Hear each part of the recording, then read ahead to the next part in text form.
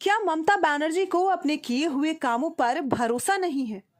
क्या दीदी को बंगाल में सत्ता जाने का डर लग रहा है? क्या अपनी जमीन खिसकती हुई दिखाई दे रही है? हम ऐसे सवाल इसलिए कर रहे हैं क्योंकि ममता बनर्जी ने नया चुनावी नारा दिया है।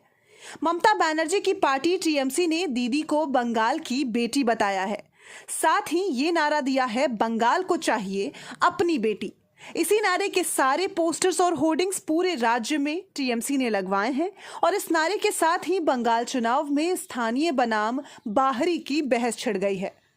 तृणमूल कांग्रेस के महासचिव पार्थ चैटर्जी ने कहा कि राज्य के लोग अपनी बेटी चाहते हैं, जो पिछले कई साल से मुख्यमंत्री के रूप में उनके साथ हैं। हम बंगाल में किसी बाहरी को नहीं लाना चाहते हैं। तृणमूल कांग्रेस की बीजेपी के साथ तल्ख राजनीतिक प्रतिद्वंदिता चल रही है और वो बीजेपी के नेताओं को बाहरी कहती हैं, जो राज्य में चुनावी सैर सपाटे के लिए आए हैं। लेकिन इस नारे के साथ ही कई और सवाल खड़े हो गए हैं कि आखिर क्यों इस चुनाव में ममता को इस नारे का सहारा लेना पड़ रहा है। क्या ममता को इस बात का डर है लोकसभा चुनाव की तरह विधानसभा में भी बीजेपी टीएमसी पर भारी पड़ेगी? इधर ममता के डर को अमित शाह और बढ़ा रहे हैं और खुलकर अपने कार्यकर्ताओं और बंगाल की जनता से कह रहे हैं कि वो बिना डरे वोट करें, उन्हें किसी से डरने की जरूरत नहीं है। लोगों को वोट नहीं डालने देंगे। मुझे बताओ भाइयों बहनों, आप डरने वालों में से हो क्या? जरा जोर से बोलो, डरने वालों में से हो क्या? आप ममता से, गुंडों से डरोगे क्या?